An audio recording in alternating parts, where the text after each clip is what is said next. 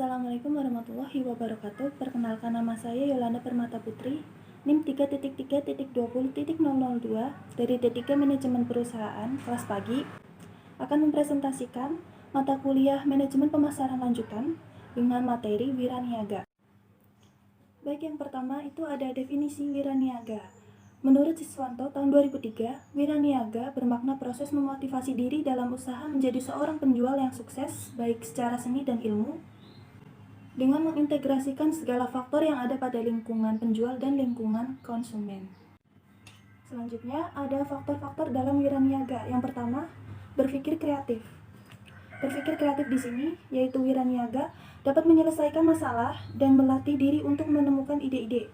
Dengan ide-ide itu, wiraniaga akan terbiasa dengan cara efektif dan efisien. Lalu yang kedua, menggali ide wirausaha. Yang ketiga, ada prospek wirausaha. Yang keempat, mengembangkan jiwa wirausaha. Yang kelima, pengenalan usaha. Yang keenam, berbagi pengalaman. Yang ketujuh, pemicu sukses dan kegagalan. Dan di sini yang kedelapan ada inovatif. Inovatif yaitu wiraniaga mampu mengembangkan pemanfaatan, juga memiliki pengalaman dan keterampilan untuk menciptakan atau memperbaiki produk, proses maupun sistem yang baru untuk dapat memberikan nilai yang lebih berarti secara signifikan. Lalu yang kesembilan ada metode bisnis yang tepat. Selanjutnya ada pihak yang terlibat dalam wiraniaga. Yang pertama ada produsen. Produsen yaitu individu atau kelompok yang melakukan kegiatan produksi. Yang kedua ada penjual. Penjual adalah orang yang menjual barang atau jasa ke konsumen. Yang ketiga ada konsumen, yaitu orang yang hanya menggunakan produk dan tidak menjualnya kembali.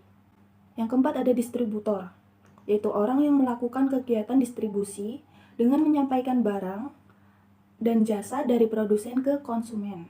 Yang kelima ada pemerintah. Pemerintah yaitu organisasi yang memiliki kekuasaan membuat dan menerapkan hukum undang-undang di wilayah tertentu. Yang keenam ada lembaga perlindungan konsumen atau LPKSM. Adalah lembaga non-pemerintah yang terdaftar dan diakui pemerintah mempunyai kegiatan menangani perlindungan konsumen. Yang ketujuh ada lembaga pelatihan, yaitu lembaga penyedia pendidikan non-formal yang menyelenggarakan pelatihan atau kursus yang dibutuhkan masyarakat. Kemudian ada peranan wiraniaga. Peranan wiraniaga yang pertama itu mengenalkan atau memasarkan produk-produk dan jasa yang memiliki karakteristik dan keunikan tertentu kepada konsumen yang paling membutuhkan. Yang kedua, membina hubungan baik antara produsen dengan konsumen melalui beberapa metode spesifik yang akan menyadarkan konsumen akan pentingnya keberadaan perusahaan di lingkungan mereka. Yang ketiga, membantu konsumen dalam mengatasi permasalahan guna mencapai segala bentuk kemajuan hidup yang lebih baik dan modern bagi dirinya sendiri beserta keluarganya. Yang keempat, menjamin keberlangsungan produk atau jasa sesuai yang dikehendaki konsumen. Lalu ada bidang wiraniaga dapat menjadi sumber pembelajaran bagi konsumen secara umum.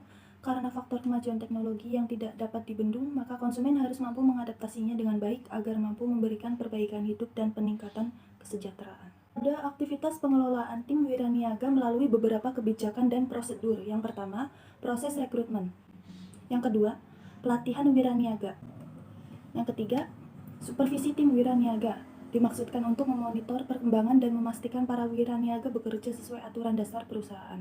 Yang keempat, motivasi wiraniaga merupakan aktivitas mendorong dan membangkitkan upaya dan inisiatif para wiraniaga melalui kompensasi finansial dan non-finansial maupun upaya ekstra para manajer penjualan seperti sales meeting berkala, kontes penjualan bagi para wiraniaga, hingga pembebanan kuota penjualan dengan imbalan bonus yang lebih baik. Dan yang terakhir ada evaluasi kinerja wiraniaga. Berkaitan dengan proses mengevaluasi umpan balik keseluruhan tanggung jawab wiraniaga baik dalam pencapaian kuota maupun perilaku mereka yang tertuang dalam aktivitas penjualan konkret maupun work plan harian yang ada. Sekian presentasi dari saya, mohon maaf apabila ada banyak kesalahan. Saya ucapkan terima kasih. Wassalamualaikum warahmatullahi wabarakatuh.